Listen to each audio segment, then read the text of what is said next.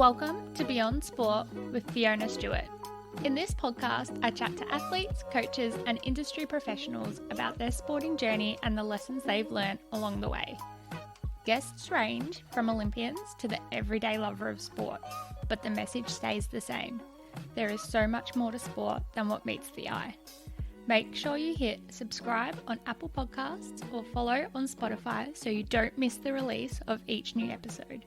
You can also find us on Facebook and Instagram at Beyond Sport with Fiona Stewart. I'd love to hear from you.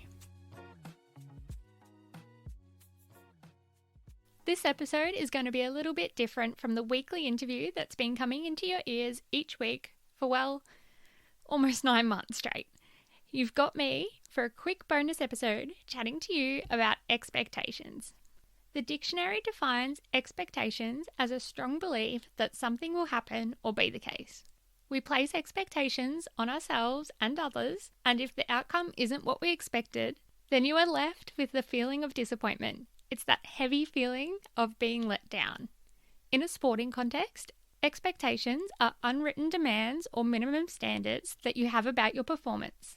They cause you to judge the quality of your performance and outcomes. This can be from expecting to win a game or achieve a personal best, and if that doesn't happen, then it feels like a failure. Honestly, if we talk about all the times I've been in tears after a swimming race because I expected to swim a certain time and didn't, then we'd be here for more than a quick bonus episode. To understand expectations a little more, we need to know where they come from or how they develop. Expectations usually develop from either communication or experiences. The messages we see, hear, or read will shape how we see something and therefore what we expect from it. For example, a coach who says you've got this gold medal in the bag. The other side is experience. Have you experienced something before and therefore expect it to happen again? Bringing it back to the swimming example, I would swim a certain time in training consistently, so that shaped my belief that it would happen in the race. So when it didn't happen, that heavy disappointment crept in.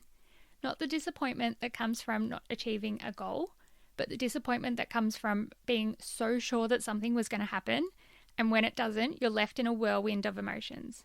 The thing with expectations is it doesn't focus on the process. It doesn't acknowledge the steps you need to take for the outcome to happen, or that sometimes life happens and things don't always go to plan. It's a tough lesson to learn, and seems it always has been, with Shakespeare saying, expectation is the root of all heartache. So why are we talking about expectations now? This year, I had a goal of releasing an interview-based podcast episode each week until the end of November. A month ago, I was on track. So close, without really realising it, my mind had switched it from a goal to an expectation that this would happen. Well, the joke is on me, because I don't have one for you today. A combination of Melbourne lockdown ending a week early and spending more than a week in bed sick means that some other responsibilities took over. Over the last few days, I've noticed that I felt the same unhelpful disappointment in myself that I did after some of those swimming events. These expectations can creep in and, if we aren't aware, hold you back at the first sign of a roadblock. So, how do we overcome them? Becoming aware of what you are expecting is a great start. Reframe it to a high-performance standard. This is where you break down the goal or desired outcome and aim towards doing the best that you can in that moment. Back to the swimming example. Did you train to the best of your ability? Did you nail your taper and nutrition leading into the competition? Did you warm up properly? When you go to perform or compete, go into the situation with confidence rather than expectations. Know you've done everything in your power to get the desired outcome. If you haven't tried your best to do those things, then yes, that can be seen as a disappointment, but at least you know what to improve on. Today's episode is really just some food for thought. Expectations are something that present themselves in sport, but also in life, and knowing how to recognize when you are setting them and reframe the way you think about it is a skill that's essential in so many ways.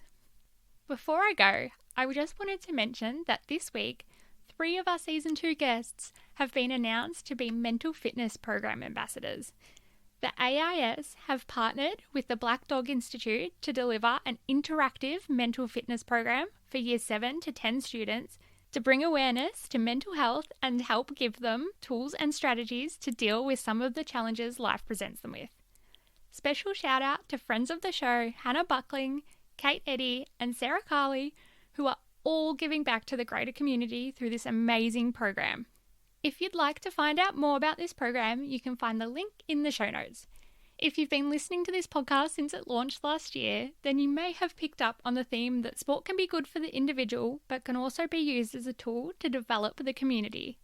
Seeing programs using athletes or sport to educate and empower high school students in the area of mental health makes me feel proud to be part of an industry that has the power to make a difference in the lives of others. With that being said, if you know someone who is making a difference in the community through sport, or someone whose sport has had a great impact on, and our community can learn from their experience, now's the time to dub them in. Send me a message on Facebook or Instagram at Beyond Sport with Fiona Stewart. Planning for next year's episodes has already begun, and I can't wait to share some of these incredible stories with you.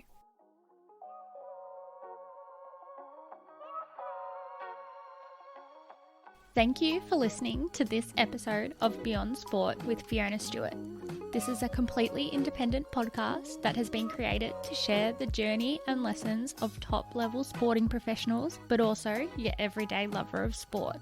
If you liked this podcast, I'd really appreciate if you could leave a review and share it with someone who you think would also enjoy it. Until next time.